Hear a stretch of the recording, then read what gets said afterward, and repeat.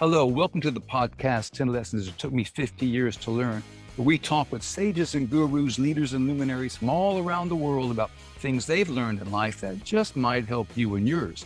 I'm your host, Duff Watkins, and our guest today is Dr. James Pennebaker, professor at the University of Texas. Dr. Pennebaker is one of America's foremost social psychologists. He's also one of America's foremost teachers, and he has the awards to prove it. He is author of 12 books, and is the recipient of many grants and many awards. Welcome, James. Welcome to the show. It's good to be here. As we were discussing off air, you teach across a lot of areas. Your work covers a lot of disciplines. So what do you actually teach at the University of Texas? Well, I teach several things. I'm currently focusing a lot on language, and I teach a graduate and undergraduate course on how to analyze language using social media and text analysis programs that are computer-based. Well, okay, next question. When I was doing my research on you, what is natural language? It seems to come up a lot. By natural language, I mean just everyday language. So what we're doing now is we are using natural language. I distinguish that differently from researchers who will have people come into a laboratory and they will say, X stirred his coffee with a blank. And then using various methods, looking at how language is used in that highly contrived setting. So my approach distinguishes language research from highly controlled kinds of analysis. Mine is just, how do you study the way people talk? The way they write, the way they just naturally think about and use language. And the way they really talk. Well, I think my first introduction to your work was your book, The Secret Life of Pronouns. Pronouns had a secret life. Who knew? Tell us about that. Exactly. Yeah. So my earlier research dealt with how people cope with traumatic experiences. And I had discovered that if I asked people to write about upsetting experiences in their lives, it often had a profound effect on them. And so we would have a large group of people and we'd have half of them write about a experience in their lives, and the other half we'd ask them to write about superficial topics. We had them write maybe 3 or 4 times, 15 minutes a day. And then we would get their permission to track their physician visits.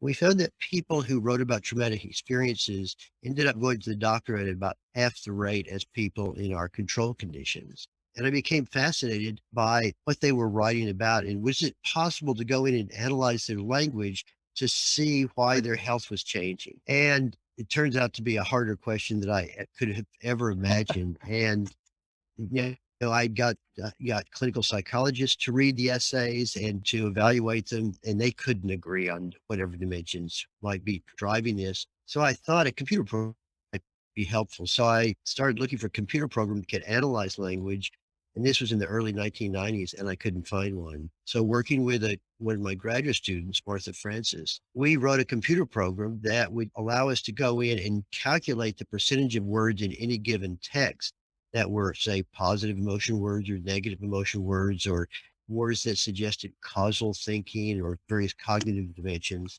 And that was the beginning of all this. And what we found was that language didn't work the way that I thought it did. That, I was expecting to see big differences in the way people use words like death or achievement or physical things. But in fact, it's not what people talk about that's important. It's the way they talk is revealed through the use of these little tiny words that we all ignore, including nouns and prepositions and articles and conjunctions, and these little tiny words that are so forgettable. So that's what we mean by this secret life of pronouns, that the way that we use these small words tell us how we're thinking. So for a good example would be, let's say we've got a group of 1,000 listeners to this program and analyze their emails. Some people would use third-person pronouns, he, she, they, at very high rates, and other people would use those same pronouns at very low rates.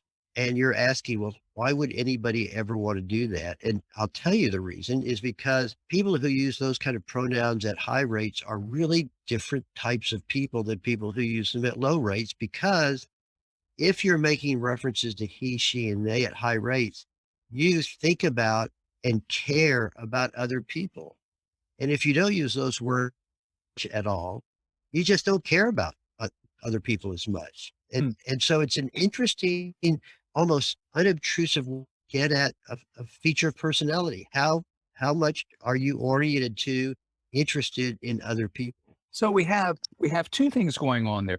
One, the languages, there is some sort of relationship or interface with one's health, and also the usage of one's pronouns, he, she, they, indicates, well, really reveals a lot about us and how we see, experience other people. Is that right? That's right. And that's what frankly blew me away. The fact that there was so much information in the way we speak all the time that none of us pay attention to, none of us really consciously hear, but it's telling us about people. And the one word that we found has the biggest punch in terms of a psychological effect is the use of the word I, or I, me, and my.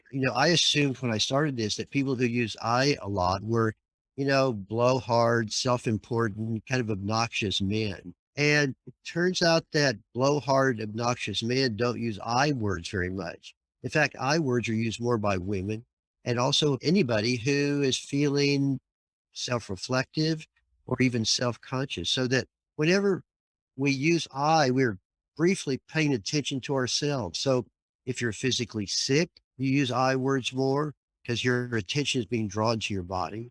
If you are depressed or if you feel self-conscious in a crowd, you use I words more. But also, if you're just standing back and trying to understand your emotions, to understand who you are, you'll use I words more. So I words don't reflect arrogance, they reflect self-reflection. And so it's a very different way of thinking. I read your research on that. It surprised me as well, but I was also very relieved to learn that people use the word I are not the blowhards that I imagined them to be. Are these the stealth words that you write about? They are. So a stealth word, I was just groping for the right way to call these words, but these are words. It's very interesting. These pronouns, prepositions, articles, and other similar words are called function words as opposed to content words. And content words are nouns and regular verbs, adjectives, and most adverbs. But these function words, there are not that many in English. There's only maybe 180 really common ones, but they account for, probably 60% of all the words we say, we hear, Mhm. and read. And what's interesting about it is we can't hear them. So here I've been speaking for the last 8 minutes or so, and I'm guessing that nobody can really say, have I been using A, N, and V at high rates or low rates? Well, I don't know. And I've been using them. And I don't know how many, what my pronouns are high or low. And humans can't hear them. And even if I say, okay, for the next 15 minutes, I want you to figure out how frequently am I using preposition. You can't do it. And you'll sit there and you might be able to pay attention for, who knows, maybe a minute or two, and then your brain will just go numb because it's incredibly taxing and you can't do it. It's just too complex. But what you do is you have this program, I believe it's called Luke, and it stands for, well, you could probably tell me rather than I, okay. I can It's tell you. Don't, please don't look it up. It's linguistic inquiry and word count, LIWC. pronounced Luke. Right.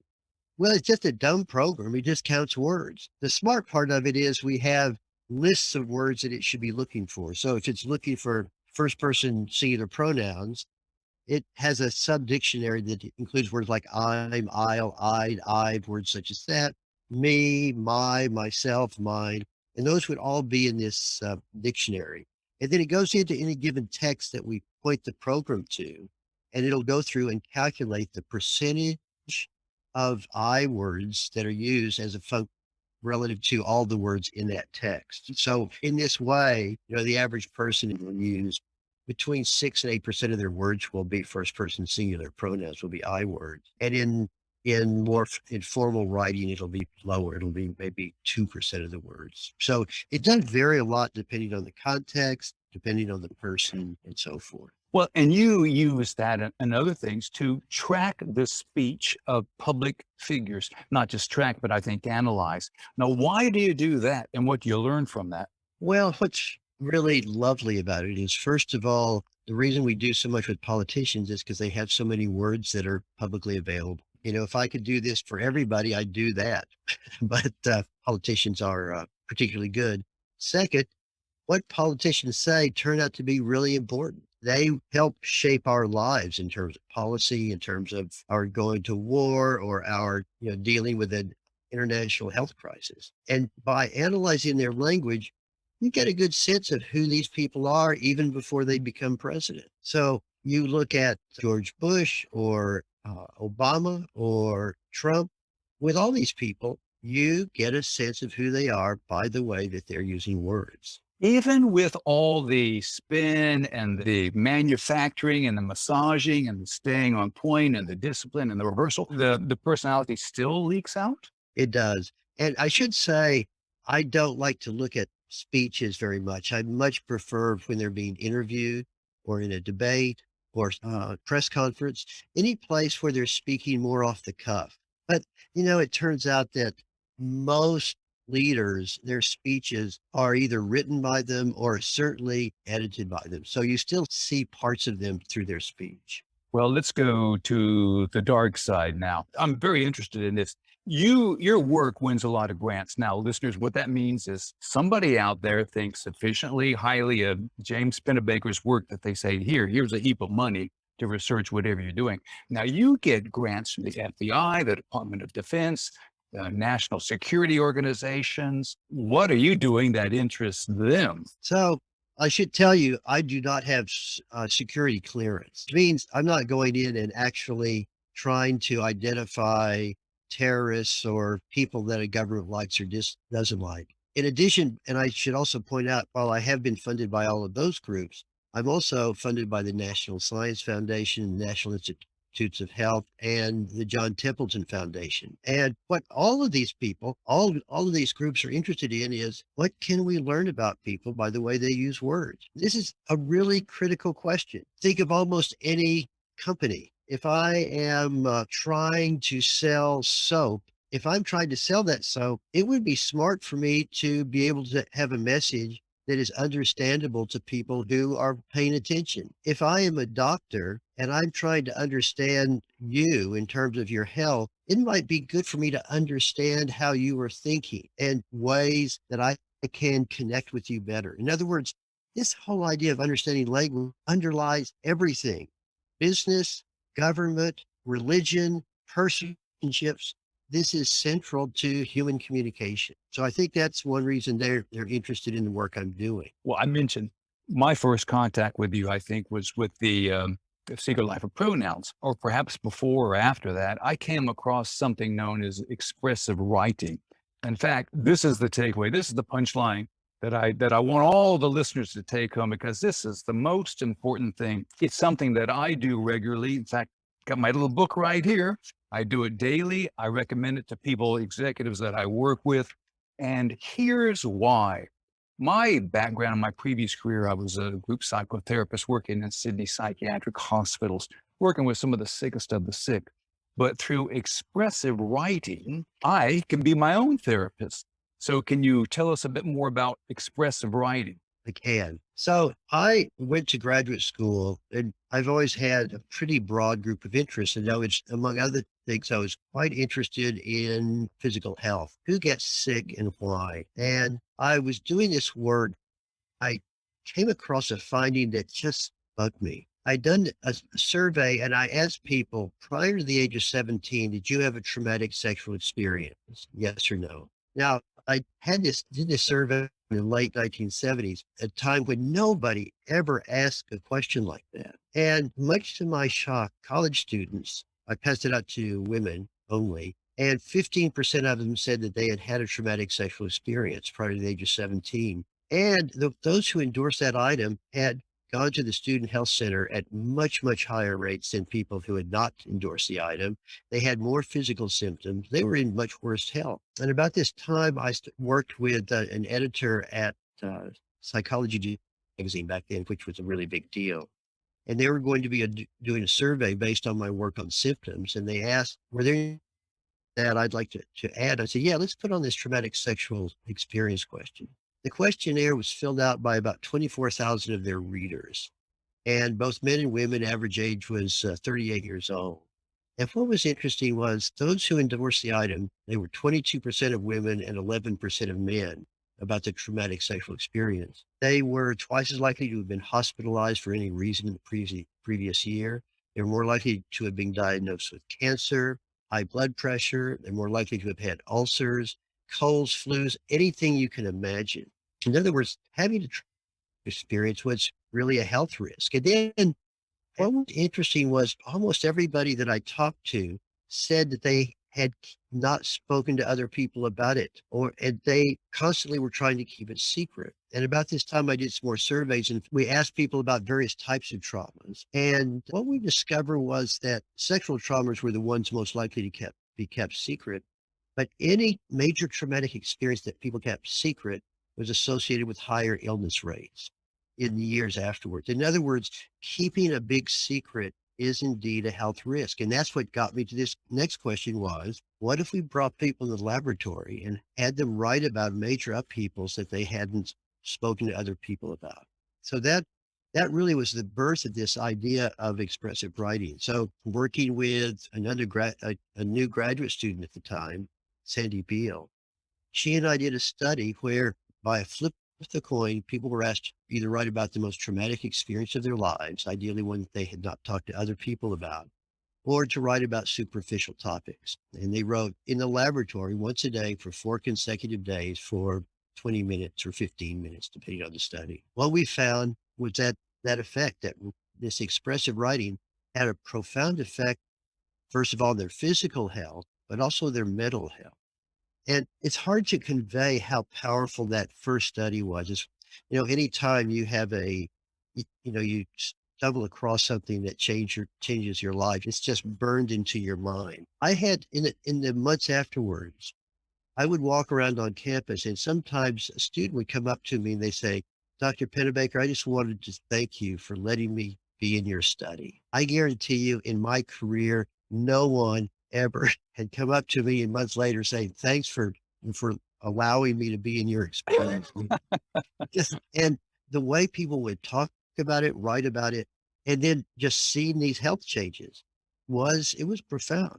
And then in the years afterwards, that first study was published in 1986. So this is a long time ago. There have now been thousands of expressive writing studies. It's kind of almost a standard technique that's used for people when they're getting a master's degree sometimes.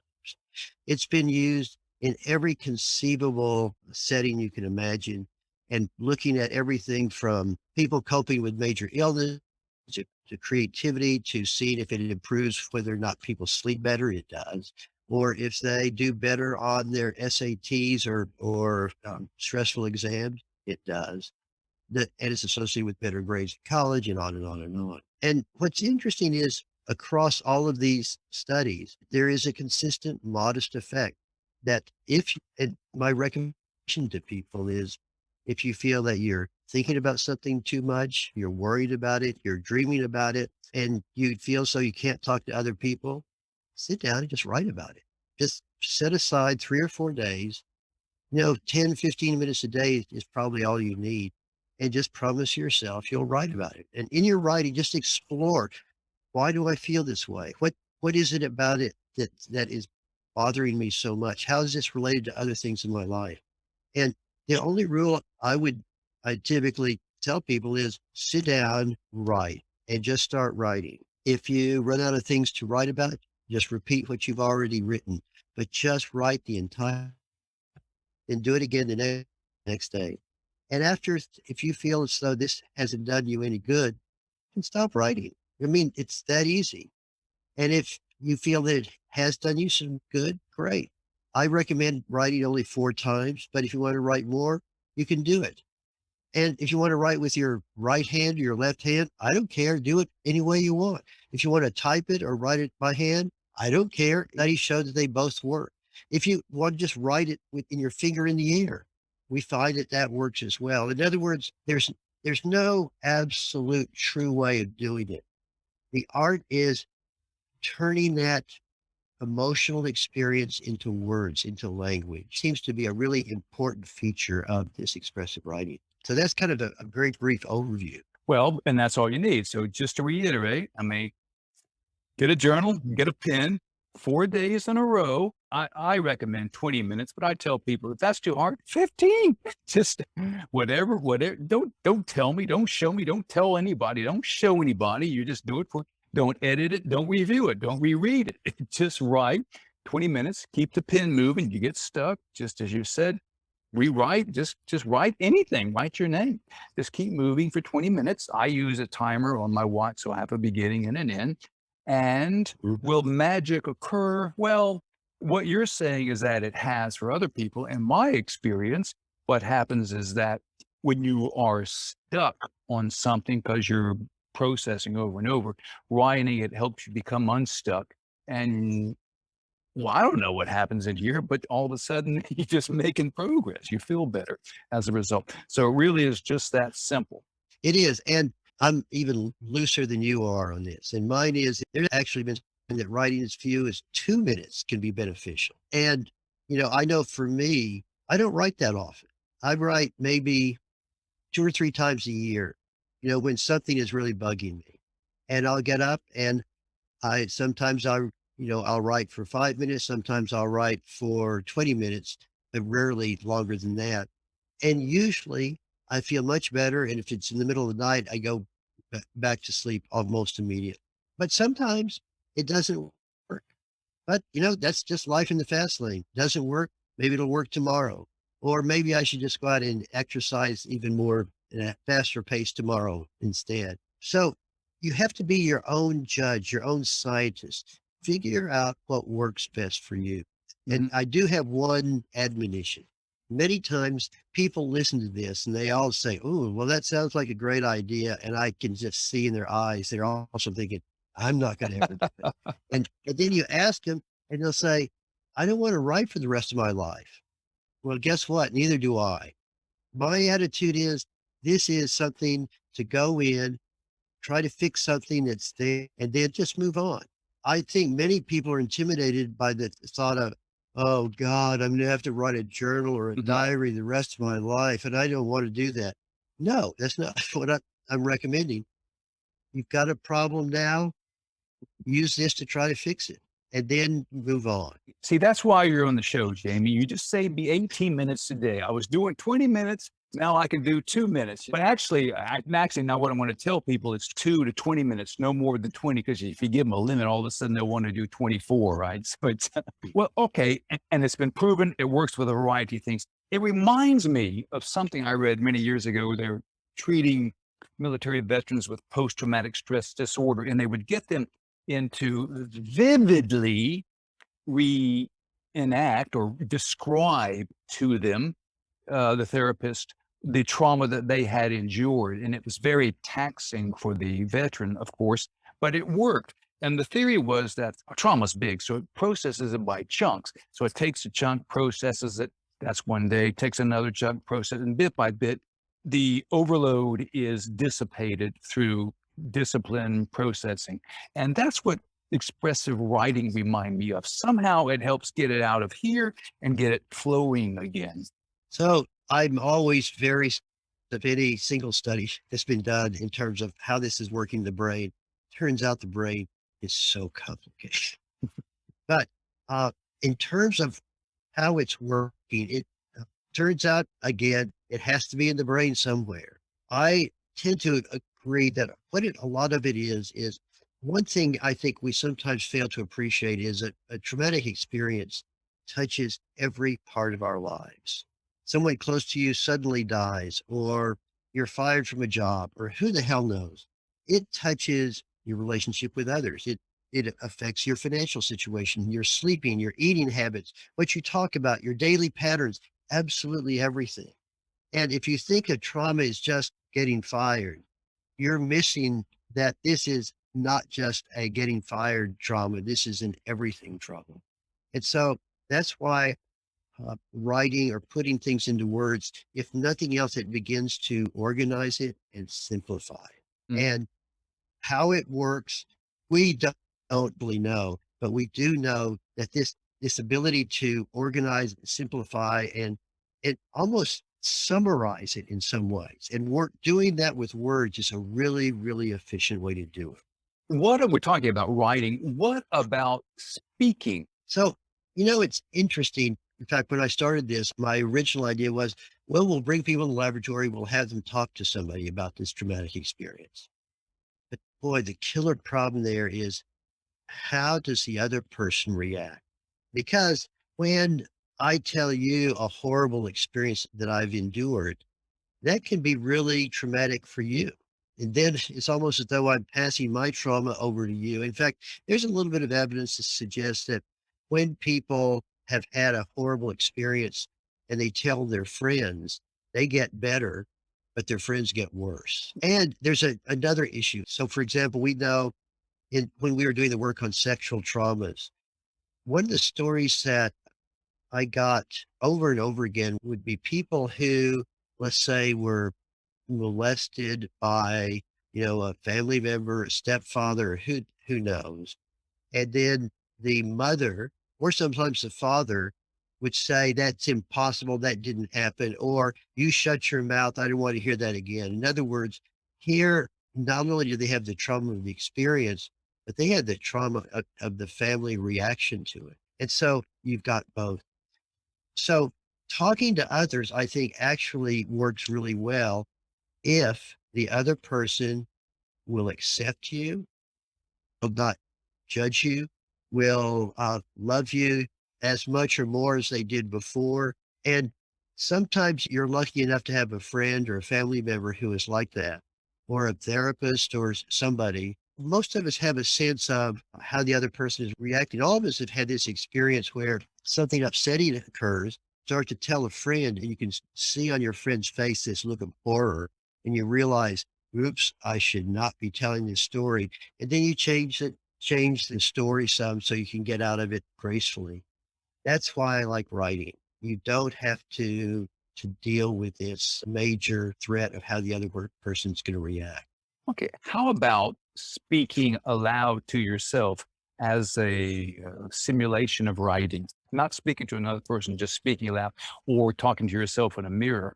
I think that works. I don't know of any control studies on it. I've done some studies where we had people talking to a tape recorder, and we found that that was beneficial. And there's been a couple of other studies looking at that. Of course, people knew that the recording would be analyzed. But I do think talking aloud can be quite helpful. And again, all of that is translating the experience into language. My own personal experience is that sometimes I'd be doing expressive writing. You just get tired of writing. So you just finish it verbally because, and I want to emphasize something you just said. This is not a death sentence, folks. You do it 4 days max and then see what happens, and reassess from there. That's right. And, I view myself as a constant scientist experimenting, seeing what works. I think with expressive writing that you need to have that same mindset. Experiment with it. See what works. Maybe, you might try it and think, well, maybe I should talk instead of write. Do it. And you can tell if it's working or not. So trust yourself in this regard. Well, we've been talking about health, the salubrious effects of words, and there seems to be health benefits to narrative, that is, to creating a story, telling your story, writing your story. So, can you elaborate on that? We've actually been doing a ton of work on the nature of narratives and stories over the last year or two. We're trying to understand what do we even mean by a story? And going back to Aristotle and others, a story generally is something where you've got a beginning, middle, and an end. And one thing that's nice about a story is that it's a way to encapsulate an experience. Typically, if a person's had a major trauma and you talk to them in the first days about it, what they say often is jumbled. There's not a clear beginning, middle, and end. They often are repeating themselves. They're saying, kind of going over this, rehashing the details of it over and over again.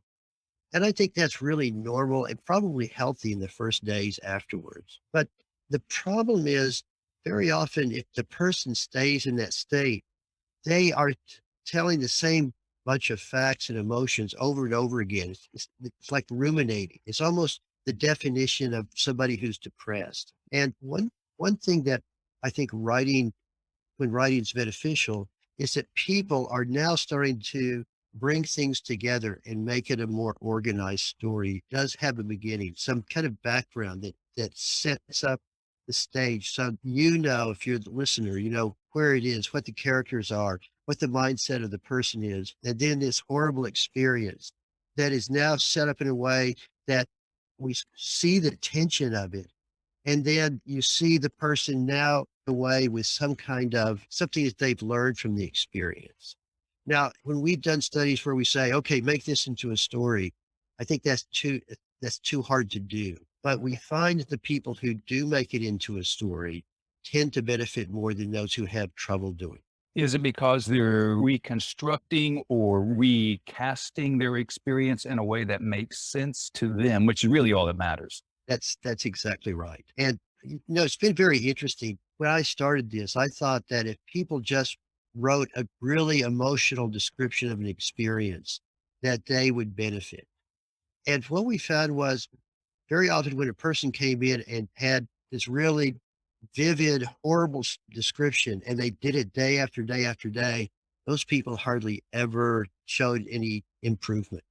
The people who improved, their story, their description changed from the first day to the second to the third day of writing. In other words, there was growth, there was movement in the way they were telling the story. So if you find yourself writing today and then tomorrow, the day afterwards, and what you write is pretty much identical from day to day, you're probably not going to benefit as much as if on the second day, you now rethink what you wrote on the first day and now try to maybe put things together in a different way, try to change perspective a bit.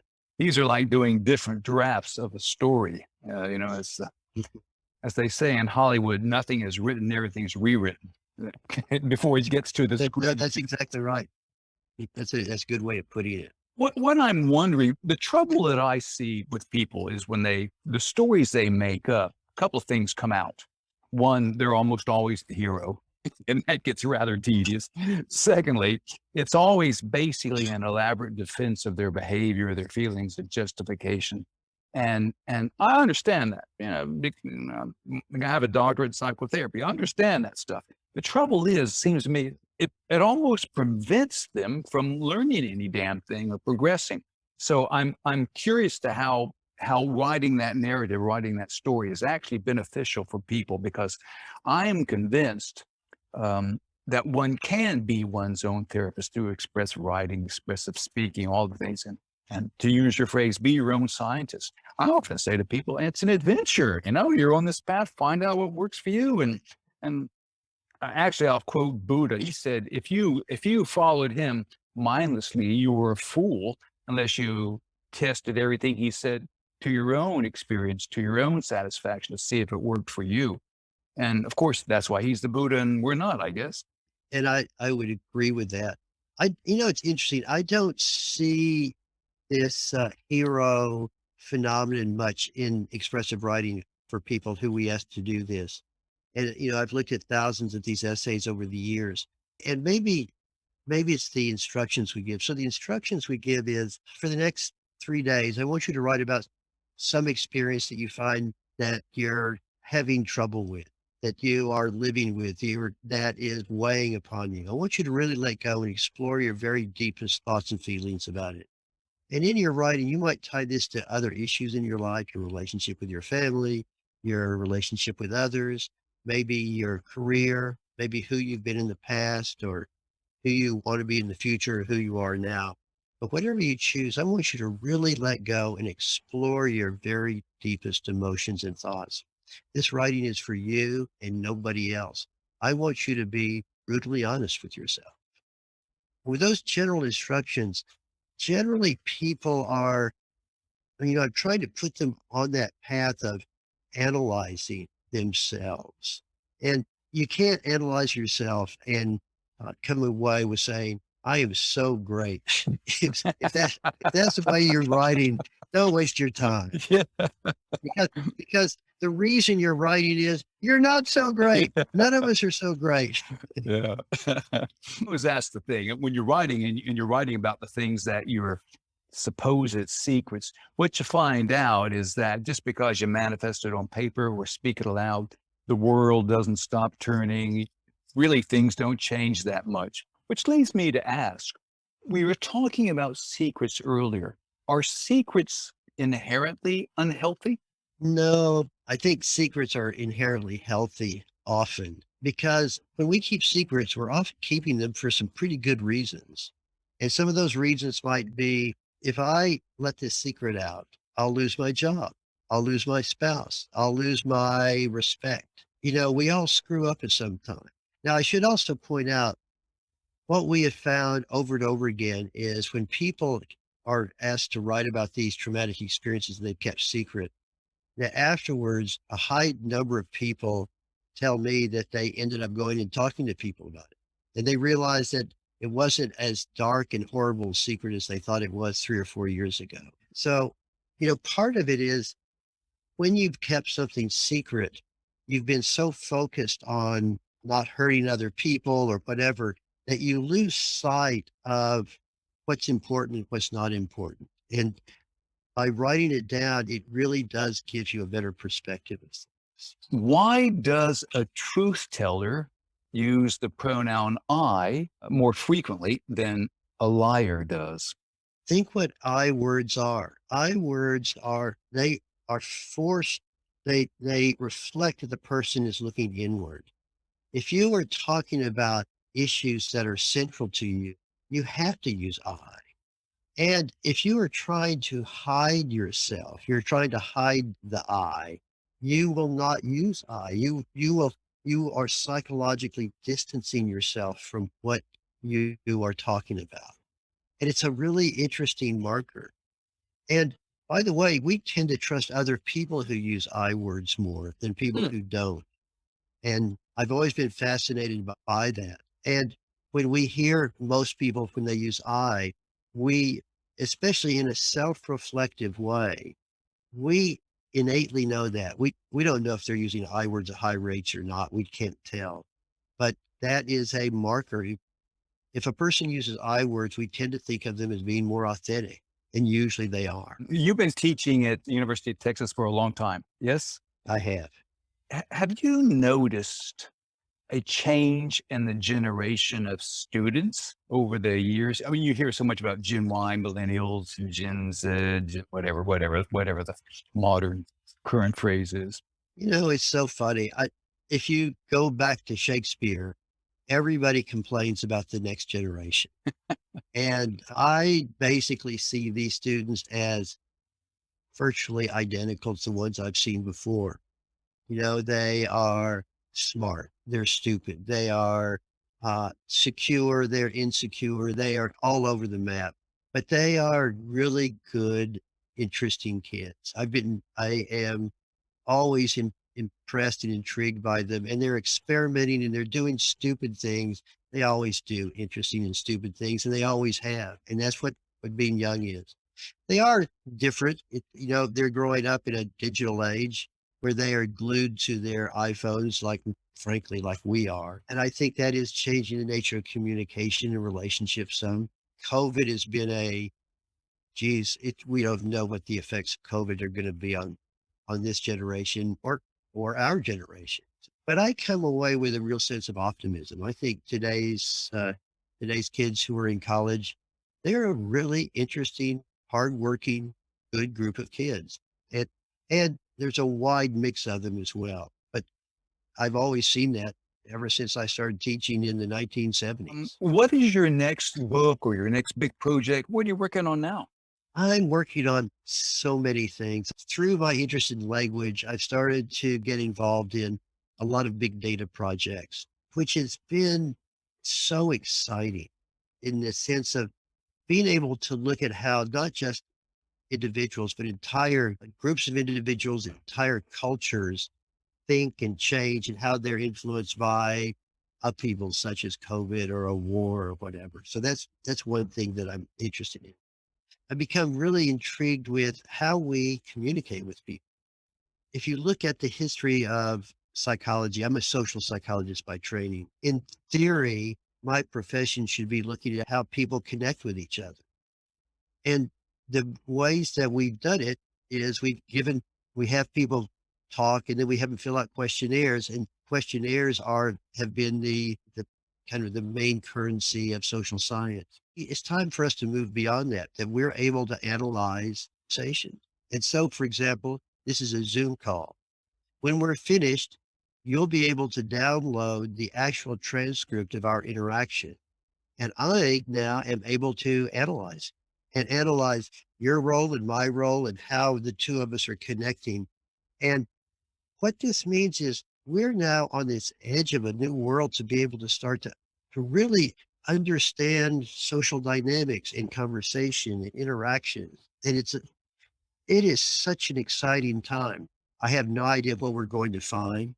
My research team has been involved with this in a million different ways. And I'm doing a lot of work with people in computer science, trying some new methods. I'm working with a wonderful group at University of Michigan, Rada Mielchia and her students, developing ways of making an expressive writing device, if you like, that will encourage you to write, but the computer will analyze what you're saying as you are saying it, and then ask a question that's relevant to the words that you're talking about. It's not so much a therapist as what we're calling an expressive interviewer, using this to see if we could, it could be used in education, it could be used in therapy, it could be used in medicine. But you're just starting to see what this world of artificial intelligence is capable of. And we're moving into a very exciting and sometimes creepy world.